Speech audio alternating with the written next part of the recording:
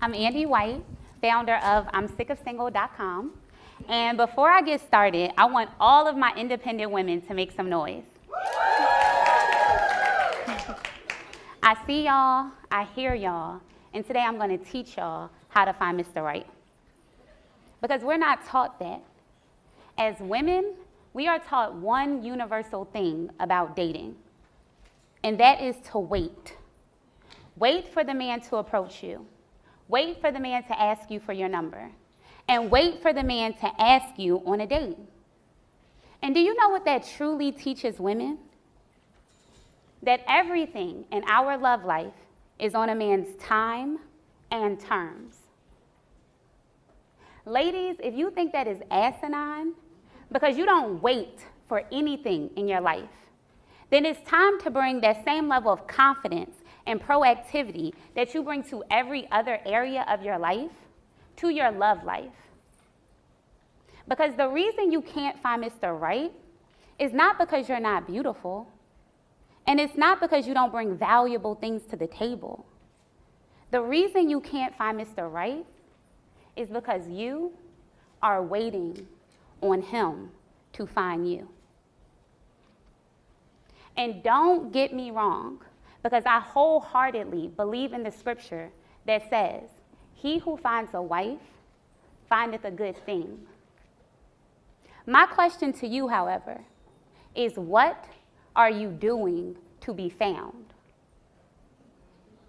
And so how you help Mr. Right find you is by developing the courage to flirt first. And I say that for three main reasons. The first is because men approach significantly less today than they did just 10 years ago. And they approach less for one main reason, and it's because women are less approachable. Think about it. As an independent woman, you are busy. So when you're out and about, you're rushing in and out of places, your head is buried in your phone, and you rarely take the time to engage with your environment. And in those rare instances, when you do happen to make eye contact with a cute guy, you probably get nervous and look away. And if you are one of those brave souls who can maintain eye contact, you probably have resting bitch face. So he looks away. And the unfortunate part about that is the main guy who's still approaching without needing a look, a smile, or any encouragement from you is who I like to call Larry the Lame. And Larry is lame because he approaches every girl he's attracted to. Since he figures, if I approach 10 girls this week, I can seduce at least one of them into sleeping with me by next weekend. And I don't want you to stereotype Larry, because some Larrys are very handsome, charming, and educated. So don't assume Larry is lame in terms of status or appearance. But rest assured, every Larry is lame as it pertains to character. And the unfortunate part about that is so many women spend their entire love life dating lying, lame Larrys. All because they're too afraid to talk to the guy who's not talking to them. Since they erroneously assume if he was attracted, he'd be approaching. But that's not necessarily true, considering the fact that Gary, the good guy, isn't approaching is due to the fact that he's not as desperate for attention or cocky enough to believe that all women want him. Because he's humble, he values quality over quantity, and he's the all-around better dude. Don't y'all agree that's the guy you should be talking to? Instead of the slick, smooth-talking guy who approaches every girl he's attracted to? I do too. And once you develop the confidence to flirt first, you're going to start meeting more of the right people. Now, the next reason you have to start flirting first is because, let's be honest, you are over online dating. Raise your hand if you are over online dating. She raised her hand and her foot. And rightfully so, considering half the guys online report to be more interested in being a hookup than a husband. And many of the other guys online misrepresent themselves in terms of posting misleading pictures and fabricating their age, their income, their height, their relationship goal, their relationship status, and anything in between. And in the event that you do happen to message one of the good guy unicorns, you still have to get in your car and drive all the way across town to meet him, just to see if you like him in person. All of that is a huge waste of your time, which is why I'm going to teach you how to meet men organically. Now, the final reason you must develop the confidence to flirt first is because by not doing so, you set yourself up for failure. And what I mean by that is, when I interview bachelors, I ask them, what is the worst thing you have ever done to a woman you love? And they tell me the unimaginable. And so I ask them, why would you run up her credit card and put her in debt? Why would you cheat on her and get another woman pregnant? Why would you physically abuse her if you claim to love her?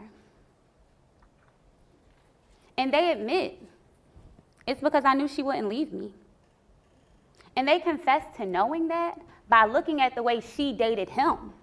They tell me, when I met her, I could tell she wasn't social, and I could tell she was awkward around guys she likes, which means she doesn't like to meet men. And then within a few weeks of knowing him, she was all in trying to force a relationship, which means she doesn't like the process of dating men. And any woman who doesn't like to meet men or date men ultimately don't like to start over. So although he knows you deserve better, he also knows you're never going to be confident enough to go out there and find better. So even a decent guy will half love you and half commit to you and be half the man you deserve when he sees you don't even have what it takes to give you what you deserve. So why should he? But the relationship develops in a very different way when you flirt first, because he sees you're not weird and awkward. You are confident and charming. And that sets off alarms in men's head that he's dealing with his equal. So issues like, he doesn't make time for me, or he doesn't take me out, or he doesn't take me seriously, are non-existent, because he knows you will not be home stressed. You will be out with the next. Okay? And so I want to share one of my favorite flirting formulas that I've developed that will teach you how to flirt in such a way that doesn't make you look desperate, aggressive, or too forward. And it is called You Choose, He Chases. And You Choose, He Chases is a very simple process. Step 1 is question, step 2 is introduction, and step 3 is exchange. And you can use You Choose, He Chases in the grocery store, at networking events, at church, anywhere men are, you can use this. And I'm going to share how I use You Choose, He Chases at the gym to meet my bae. So he was in the weight section, and so I walked up to him and I asked him the following question. I said, you look like you're in great shape. Can you show me some exercises to tone up this part of my body? And he said, sure, grab some weights. So as we were working out, we were conversing and developing a rapport. And then a little into that, I introduced myself by saying, you are my whole personal trainer, and I don't even know your name. I'm Annie. And then after our exercise was done, I exchanged by giving him my card and saying, this was fun. Let's work out again sometime. And the rest is history, because he's right there.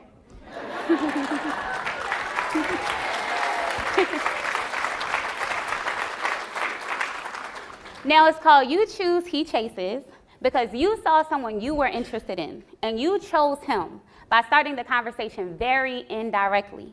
And then after some nice conversation, you decided to exchange by giving him your card. And when he calls you, he's chasing you because he's interested. But that might not have happened had you not put yourself in a position to be found and chased. So all my independent women, I need you to understand that men are life partners, not life savers. Which means 50% of the happiness that you experience in your love life is up to you. So don't be afraid to flirt first, because you are one introduction away from changing your entire life. Thank you.